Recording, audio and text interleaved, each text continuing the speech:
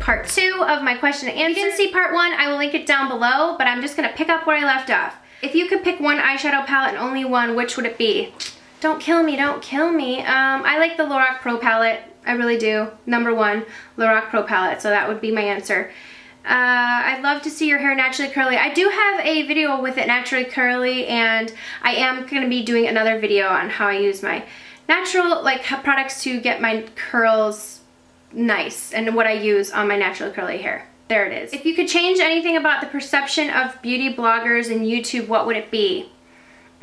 That's a good one. I would say that if I could change anything, it would be that not everyone is in it for the money. There are still people that are I know what it is.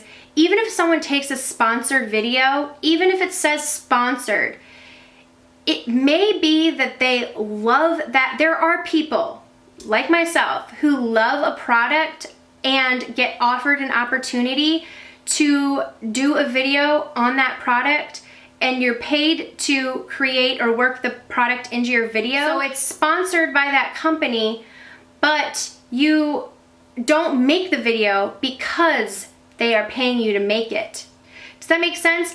I only take sponsored videos if I like the product. So if I don't like it, I don't care. I'm not gonna take the sponsored video. The money doesn't matter to me because it's my trust to you guys. So that's kind of the misconception. Also, another misconception is if products are sent to a YouTuber and they're using them, sometimes people are like, oh, that's sponsored. Well, no, there's a difference. There's a difference to it. You know, products can be sent, you can be using the product, and that's up to the person to give their honest opinions.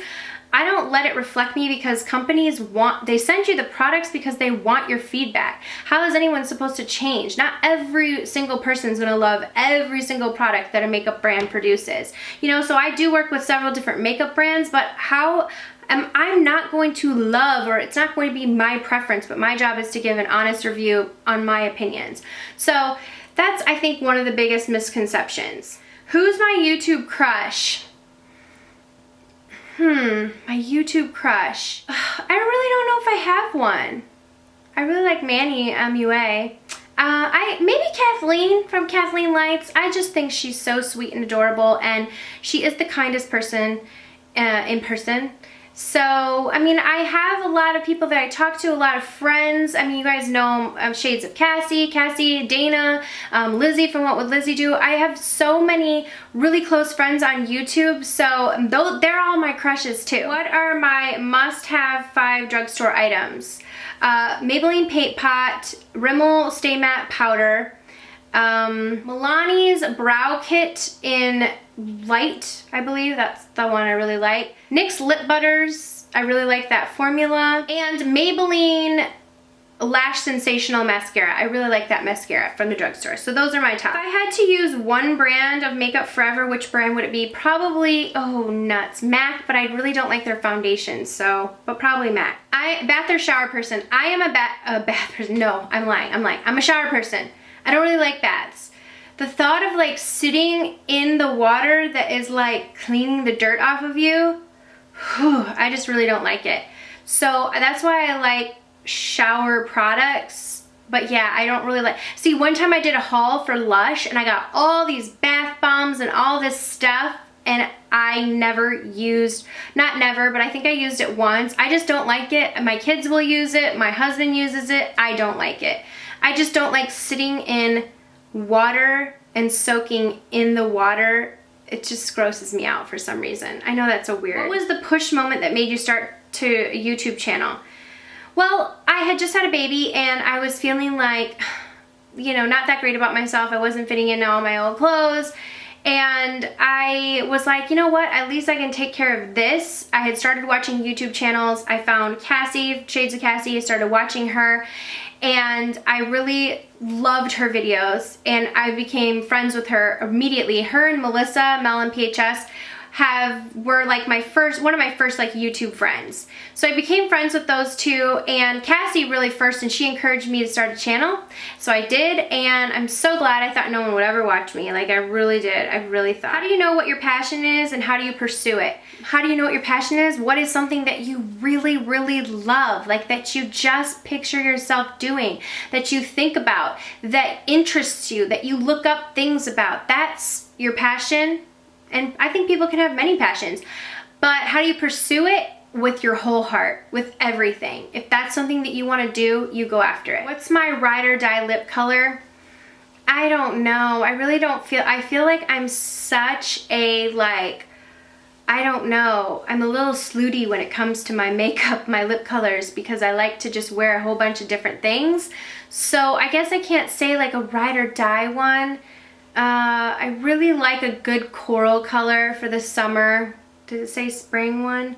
I like a bright pink, so those maybe. How did you decide to start getting into YouTube? Was it difficult filming your first video, editing? What advice do you have? I would say the biggest part was I used to film, I taught myself how to do all of it. Cassie was really there to help me a little bit, but I really taught myself how to edit videos and that whole thing, just kind of discovered how to do it with a lot of trial and error. But I started filming actually on my iPhone. I feel like these days, there are so many different people on YouTube. I think I started coming up on 3 years ago. So there are so many different people on YouTube. I think a lot of people start out with like a really nice camera and good lighting. And I just sat in front of a window for a really long time. I do have a ring light now, and I got myself a really nice camera. I have the Canon EOS T4i. That's what I have. I really like it, and I felt like when I got the camera, when I got the lighting, that improved the quality of my videos so much. If you can't invest in that, my advice is just do it. Don't just go for it and do it and post your videos, and you'll find people will watch. They really will watch.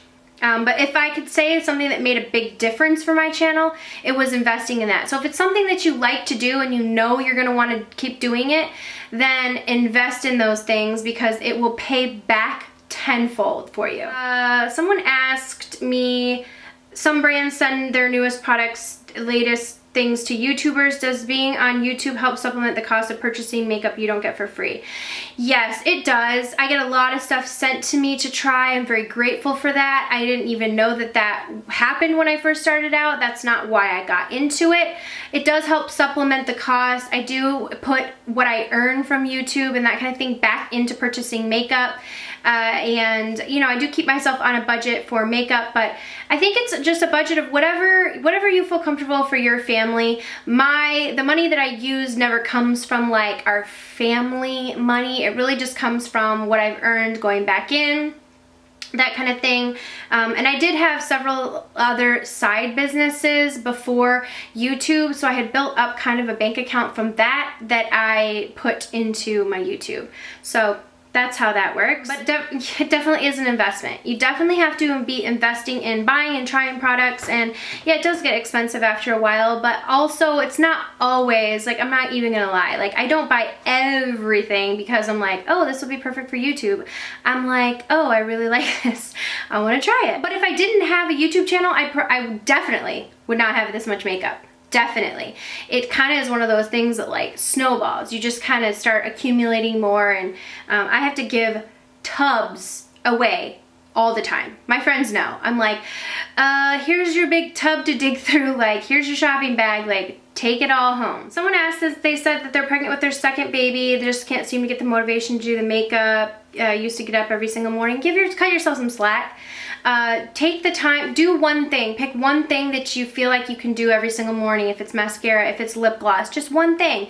I promise you that might make you feel better. It'll make you feel more put together, and it will make you feel like you did something. Just kind of move into it like that. Do what you can do at the time. I know it's hard having a second child and still having to keep up with your first. So, did I watch YouTube videos before starting my channel? Oh yeah. I watched a ton of videos. I watched Makeup by Tiffany D. I watched Elle Fowler. Who else did I watch? I watched Melissa from Mel and PHS. I watched a ton of people. I really, really did. I was like very much into watching tons of videos, and then that's why I was like, you know what, I could do this. I have something to talk about. Who is a woman you admire the most? You know, most people say their mom, and that is true for me. I do admire my mom, but just to be a little bit different, I mean, I guess I do admire her the most. But what I admire about a woman the most is strength, and I admire resilience, and I admire forgiveness. I admire people who are loving, dedicated mothers. I admire someone who's not selfish. I think that the thing that is like one of my biggest pet peeves is like very selfish people, very, very selfish people who are unwilling to see other sides of things but are convinced that their side is the right side, or people who do things and they do not think of others, or people who are takers who take first. Like they just take and don't give, that kind of thing.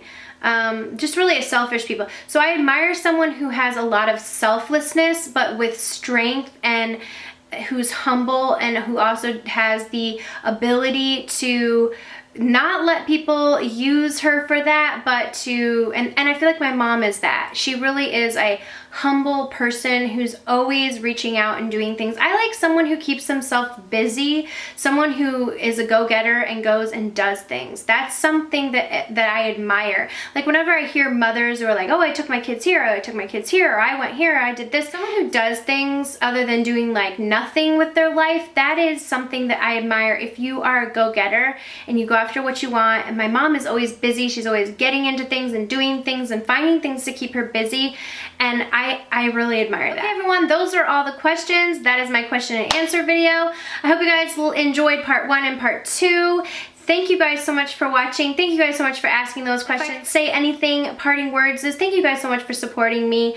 Thank you for supporting my channel. It honestly means everything to me. I really appreciate people who tune in and people who care about, even to ask some questions about me. I know it's difficult for some of you guys that I don't share my family, and I will try and share some stories with you guys about my kids, because I know that that is a way for people to connect. But my channel is a very makeup related channel, and so I do like to keep my life with as a mom separate, but I will try and add in some more stories, because I know that that makes you guys happy. A lot of people said, oh, you told the story about your kid, like that made me happy. So yes, I will try and do that for you guys. If you guys have more questions that I didn't answer, go ahead and leave them down below. Thank you guys so much for watching, and I'll see you all in the next video. Mwah.